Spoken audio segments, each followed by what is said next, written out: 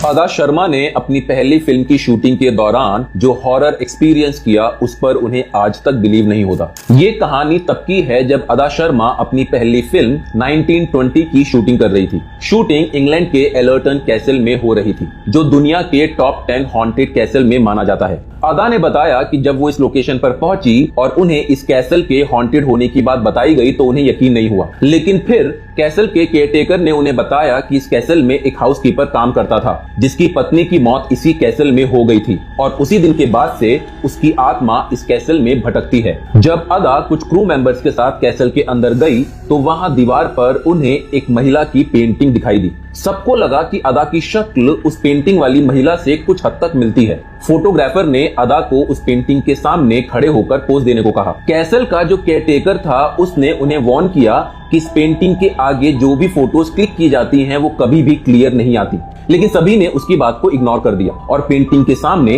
अदा की कुछ फोटोज क्लिक की गई। जब उन फोटोज को कैमरे में देखा गया तो हर एक फोटो बिल्कुल नॉर्मल दिख रही थी, लेकिन जैसे ही फोटोज को लैपटॉप में ट्रांसफर किया गया तो हर एक फोटो या तो ब्लर थी या फिर बिल्कुल ब्लैंक। कुछ टाइम बाद अदा वॉशरूम यूज करने गई जो कैसल के बेसमेंट में बना हुआ था।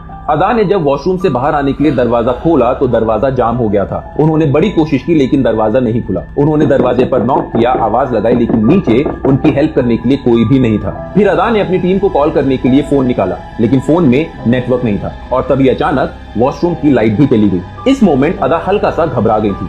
फिर तकरीबन 15 से 20 मिनट बाद वॉशरूम का दरवाजा अपने आप खुल गया और अदा बाहर निकल आई, लेकिन आज तक किसी को नहीं पता कि वॉशरूम का दरवाजा किसने बंद किया था और बाद में किसने खोला। अदा आज भी बताती हैं कि उन्हें आज तक ये समझ ही नहीं आया कि उस दिन वहां क्या हुआ था। इसी लोकेशन से जुड़ी एक और घटना घटी थी विक्रम भट्ट के साथ। उन्होंने बताया एक बार जब वो वॉशरूम यूज करने के लिए जा रहे थे तो उनका बॉय भी उनके पीछे पीछे आ रहा था। उन्होंने अपने बॉय को कहा कि वो वॉशरूम जा रहे हैं और उसे उनके पीछे आने की जरूरत नहीं है और विक्रम वॉशरूम की तरफ चलने लगे। उन्हें फिर भी अपने बॉय के फुटस्टेप्स की आवाज आ रही थी। उन्हें लगा कि ये मानने वाला नहीं है तो उन्होंने फिर कुछ नहीं कहा। विक्रम भट्ट जब वॉशरूम से लौटकर आए तो उन्होंने अपने बॉय से पूछा कि जब मैं तुम्हें यहाँ रुकने के लिए बोलकर गया था तो तुम मेरे पीछे क्यों आए। इस पर जो उनके बॉय ने उन्हें जवाब दिया वो सुनकर विक्रम के रोंगटे खड़े हो गए। उसने कहा कि सर, जब आप मुझे यहाँ रुकने के लिए बोलकर गए थे उसके बाद मैं आपके पीछे नहीं आया। विक्रम ने बताया कि उन्हें आज तक ये पता नहीं चला कि उनके पीछे उस दिन कौन चल रहा था। तो अब सवाल ये बनता है कि जो घटना वहां घटी